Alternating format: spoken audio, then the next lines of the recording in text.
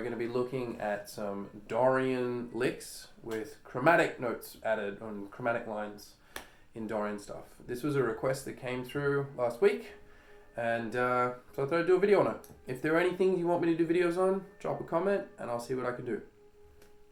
So this sounds pretty obvious, but we'll cover it first. In order to play chromatic lines over Dorian, you need to know what Dorian is. So let's just go over that straight up. Dorian, if we think about minor pentatonics, we'll have A minor pentatonic, which has 1, flat 3, 4, 5, flat 7, 5 notes, pentatonic. In order to turn that into a Dorian mode, you just add 2 notes, right? So we add the 9th, also known as the 2nd. So 1, 2, flat 3, 4, 5, and then we add a major 6. That is an F sharp in the key of A. That's all it is, right? So you can still think about your blues scale sort of lines. You just add an F sharp and a B if you're in the key of A. But visually you want to see where that's going to be. So I would go through all of your pentatonic boxes and see how you can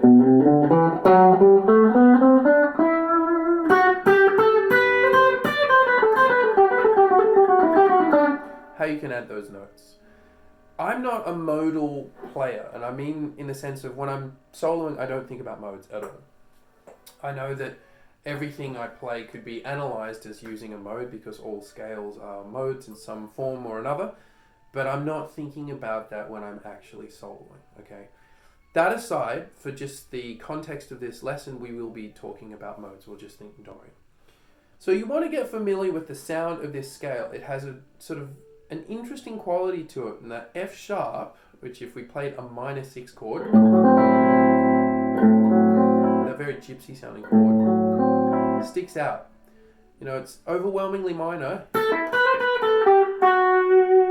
until you get this sweet, very sweet major note. And often you'll find Dorian works really well over chord progressions that'll go like 1 minor to 4 dominant 7.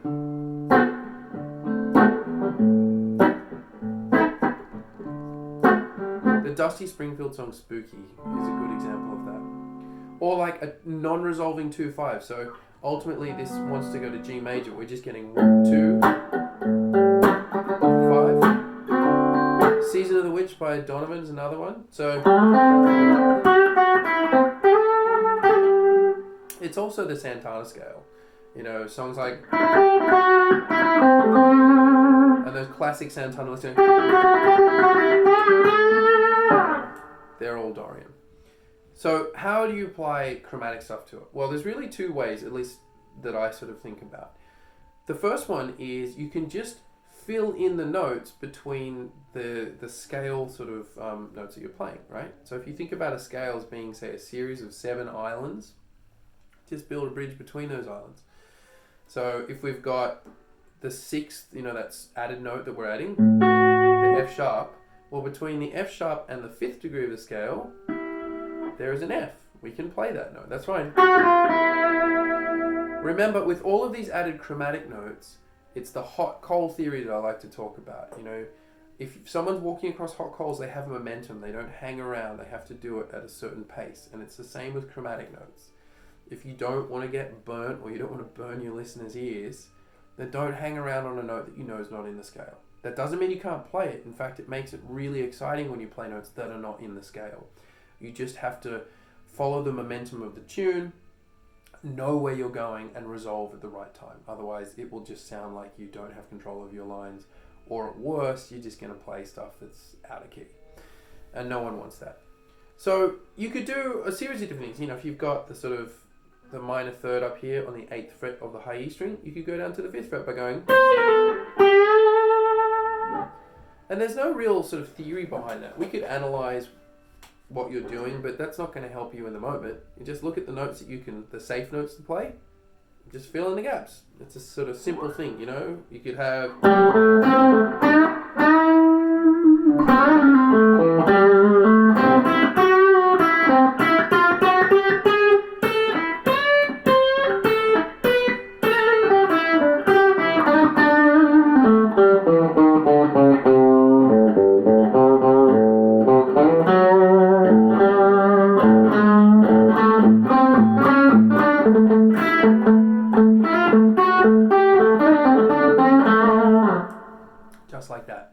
There's not really much more to talk about on that sort of quality of using chromaticism. Guys like Guthrie Govan will play a lot of pentatonic lines, and they will often add notes, like say Dorian notes plus chromatic things. So a slow Guthrie style lick would be something like this.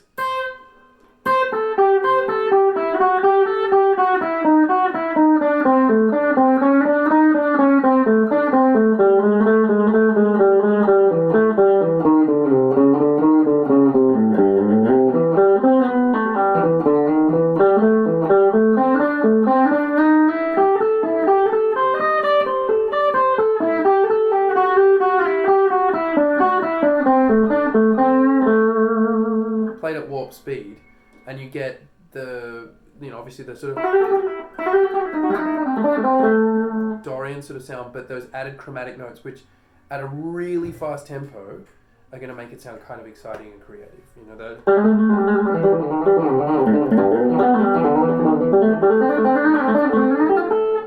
That kind of thing doesn't necessarily work at the original tempo I played it at. It just doesn't have enough momentum, like a plane that's trying to take off. It needs a certain amount of momentum, otherwise it's not going anywhere. The next approach is the bebop approach, okay? Now the bebop approach looks at things called enclosures and target notes.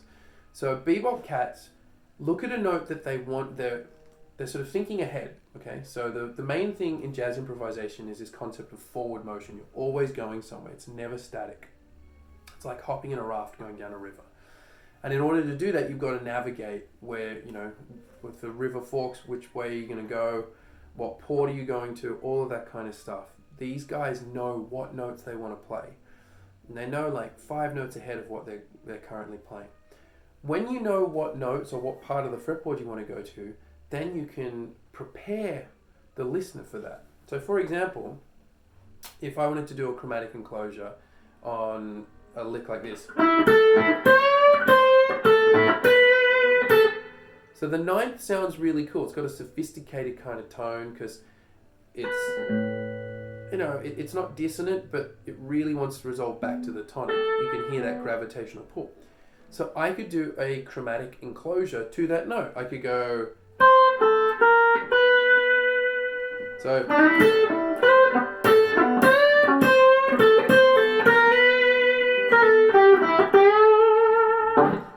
That kind of thing. Then I went chromatically back down. That makes it sound really nice and sophisticated, and it has this jazz element because the chromatic approach I was doing before doesn't necessarily work on enclosures. Another type of enclosure that you could do is you can momentarily go away from the note you're on. So if we're going to take the fifth, for example, we could go, pinky goes up to 8.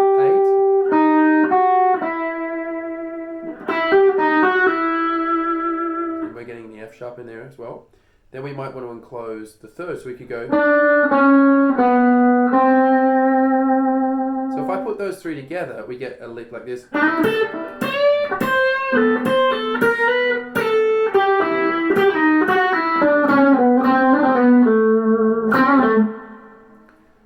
With that rock tone, it makes it this really interesting hybrid of jazz and rock. It's great, So if I put in those kind of approaches together, just play a couple of lines, you can hear how it sort of makes it sound different to what you'd probably hear most players play at a jam night,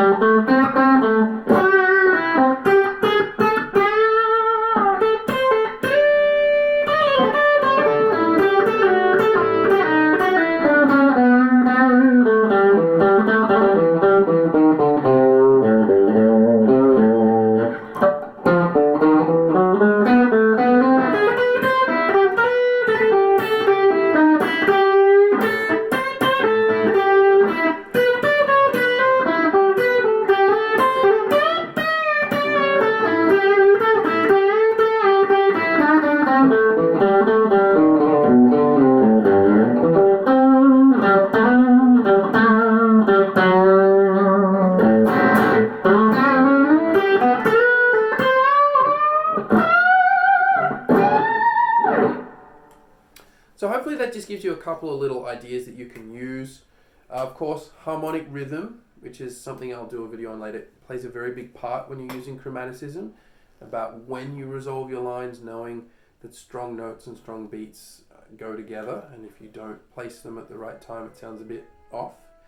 And anything that I've talked about here with adding chromaticism to the Dorian mode can be applied to any scale. It's an approach, right, of filling in the gaps between the notes in the scale. This would work in harmonic minor, it would work in Mixolydian, it would work in Lydian, it would work in Superlocrian, all the sort of like modes that you've got at your disposal. It works in pentatonic scales, works in the major scale, and the enclosure thing works as well. Just think of a target note and imagine like, a bunch of cowboys that are sort of enclosing a calf and then they lasso it. That's kind of what you do with the note. You sort of gradually corner it on either sides and then bang, you hit it at the right time, usually on a strong beat. So please drop a comment, hit subscribe, hit the like button, and there'll be plenty more videos coming your way. So take it easy, cats.